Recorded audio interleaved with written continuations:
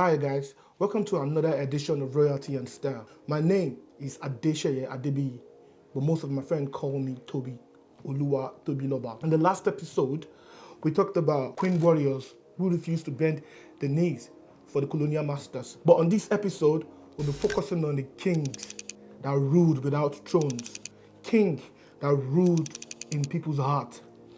But while they were ruling these, they were ruling from exile. Some of these kings came back to rule and some didn't. Sit back, relax. Make sure you go into the comment section and comment, and then give us a thumbs up, a like on our social media platforms. Thank you. Across the vast expanse of Africa, traditional rulers, figures of power, wisdom, and deep cultural significance were exiled, not because they lacked the strength to lead, but because they embodied resistance in its purest form. They were a symbol of unyielding will of the people. When colonial forces sent these leaders into exile, it wasn't just about removing one person from the throne. It was a deliberate strike at the heart of indigenous power structure. It was a message that defiance would be punished and the old ways would not be tolerated. But in truth, exile could not erase the legacies of these rulers. Amongst all these kings, I will be mentioning 10 African monarchs that were exiled by colonial powers. Each one is a testament to the essence of a people whose voices could never be fully silenced. Their name may have been cast into the winds of history, but their stories endure, echoing through generations. As we remember them, we honor not just their leadership, but the unbreakable spirit of those who resisted. May their stories remind us that even in exile, their power remained unshaken. Number one ruler on my list is called Danieri Basamula Ekere Mwanga. I don't know if I pronounced this right, but my Uganda people, please do that in the comment section. He is also known as Mukasa of Buganda Kingdom, present-day Uganda. At 16, he took the throne of Buganda as the 31st Kabaka of Buganda, but saw Christian missionaries as his biggest threat. In 1885 and 1887, he ordered the execution of 45 Christians, sparking a religious conflict among the scramble of Africa. His resistance alarmed the British, who helped overthrow him in 1888, exiling him to Seychelles. After a brief power struggle, Mwanga returned in 1889 with British support, deposed his brother, and later converted to Christianity. Number 2, Oba Ovon Ramwen Nogbaisi, the 35th Oba of the Benin Kingdom, present-day Nigeria, reigned between 1888 and 1897. He was the divine heart of Benin, the living spirit of sacred empire. He defied the British Empire, refusing to sign the kingdom's souls for trade and treaties masked as chains. But in 1897, under the shadow of a peaceful mission, the empire came with deceit. The ambush that followed became their excuse. What came next was fire. The punitive expedition razed Benin, stole its bronzes, silenced its drums. The Oba, wrapped in coral and dignity, surrendered not in defeat but in sacrifice to spare his people. He was exiled to Calabar, where he died. He died far from home and far from his throne, but his legacy roused louder than any cannon. Number 3, King Prempeh I was the 13th ruler of the Ashanti Empire and the Oyoko Abonye dynasty, present-day Ghana. He ruled from March 26, 1888 until his death in 1931. When British colonial ambitions threatened the Ashanti Kingdom, he refused to submit, declaring the Ashanti Empire is not for sale. In 1896, British troops captured and exiled him to the Seychelles.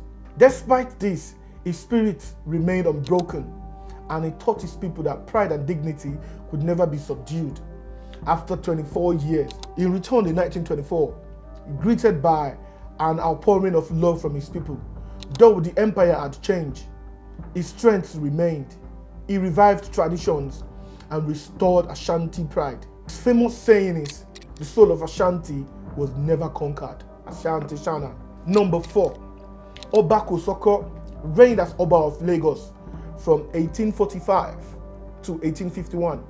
He was a member of the Ologun Kutere Lagos royal family, present-day Nigeria. He was exiled in Ekpe in 1851 for refusing to end the slave trade. The British colony overthrew him and supported Oba Akitoye, who agreed to their demands. But before I dive into number 5, please make sure you hit the like button and you comment on the comment section. Number 5, King Dinzulu. He ruled the Zulu Kingdom, now part of South Africa, from 20 May 1884 until his death in 1913, following the Anglo-Zulu War of 1879. The British fragmented Zululand into 13 chiefdoms, weakening centralized Zulu authority and causing political instability. As the rightful heir to the throne, Dinzulu sought to restore the kingdom and enlisted Boa, the Afrikaner. He got military support from them and offering land in return. With Boa assistance, Dinzulu defeated his rival, Zubehu, in 1884 and declared himself king. However, British concerns over his rising influence and Boa territorial ambition led to the annexation of Zululand in 1887. In 1888, the rebellion, later known as the Dinzulu Rebellion, erupted against British rule. He was accused of instigating the uprising. Dinzulu was arrested in 1889, charged with high treason, and exiled to St. Helena for 7 years. By the time of his return, Zulu had been absorbed into British colony of Natal. The British, wary of renewed resistance, refused to restore Dinzulu's full royal status. Instead, he was designated a government Iduna, a chief under colonial supervision. He resided in an area called Emak Ho Sine, near the White Mfolozi River, with limited political power. But despite this, Dinzulu remained a revered figure among the Zulu people, who continued to regard him as their king. His unsettled colonial authorities and highlighting the persistent influence of traditional leadership within the Zulu kingdom. Number 6, King Jaja of Opobo in the present-day Rivers State of Nigeria. King Jaja of Opobo, a leader who resisted British colonial control, was exiled in 1887 after being falsely accused of obstructing trade. Betrayed by the British, he was sent to the West Indies and later London, but never stopped fighting for his people. He was allowed to return in 1891, but he tragically died shortly after under mysterious circumstances. His story is one of defiance, betrayal, and the price of resistance against colonial exploitation. Number 7, Oba Sanusi.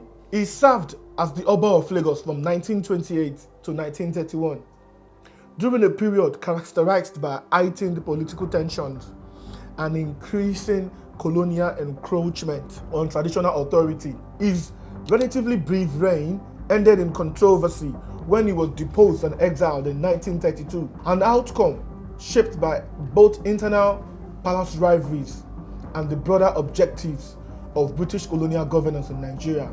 Although his ascension was supported by the British authority, but its legitimacy was not universally recognized among the people of Lagos State, many of whom continue to show allegiance to the deposed Oba, Eshubayi Eleko.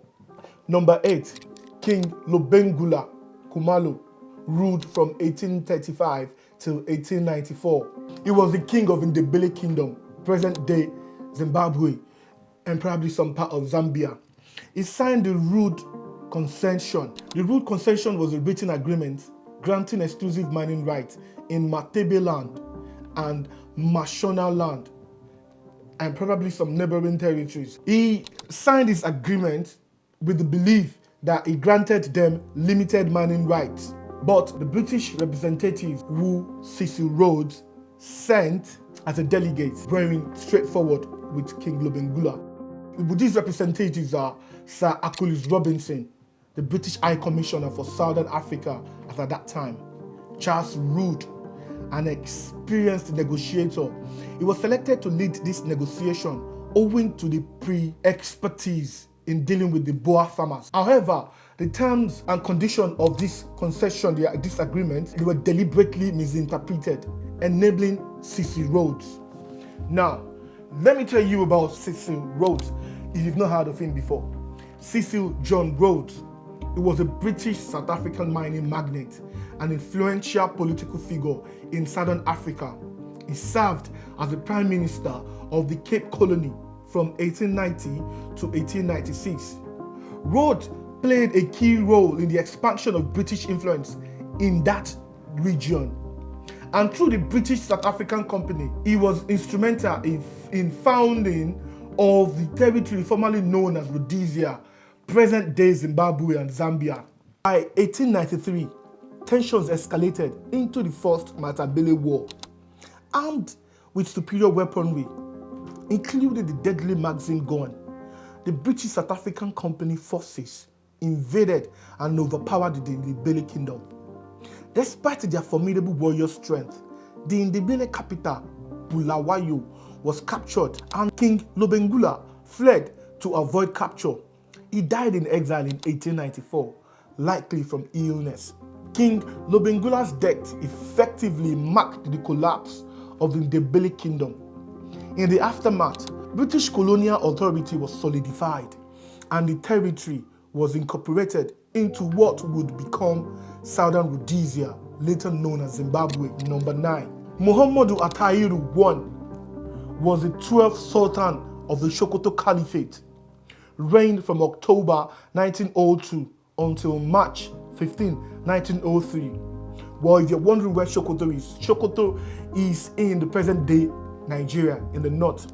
The fearless last leader of the Sokoto Caliphate fought the British till the very end. In 1903, after his empire fell, he was exiled, but his spirit of resistance never broke. The British didn't just exile a king, they crushed the movement. His people were scattered, their legacy shattered. Atahiru's exile was a brutal reminder of colonial power and the cost of sovereignty. Number 10. King Behazin reigned between 1890 and 1894. He was the 11th ruler of the Dahomey Kingdom, a powerful West African state in the present-day Benin. His reign coincided with the height of European imperial expansion during the scramble for Africa. He was known for his military strength, including the elite female warriors dubbed the Dahomey Amazons. You all know the Dahomeans if you've seen Wakanda. Dahomey resisted colonial domination through trade and warfare. Behazin opposed French attempts to impose colonial control. He rejected treaties that would compromise Dahomey's sovereignty. His resistance led to two major confrontations, the first in 1890 and second in 1892 to 1894, which is the Franco-Dahomean Wars. Despite fierce resistance, especially from his elite troops, Dahomey was ultimately defeated due to superior French military power. Following his defeat in 1894, Behazin refused to serve as a colonial figurehead and was exiled first to Martinique, then Algeria, where he died in 1906. He is honored today as a symbol of anti-colonial resistance. Hi guys, thanks for paying attention and listening to what I was saying. I hope I didn't bore you out, but we've come to the end of this edition. Kindly subscribe to our channel, hit the like buttons and comment in the comment section while we see you on the next episode. Thank you, cheers.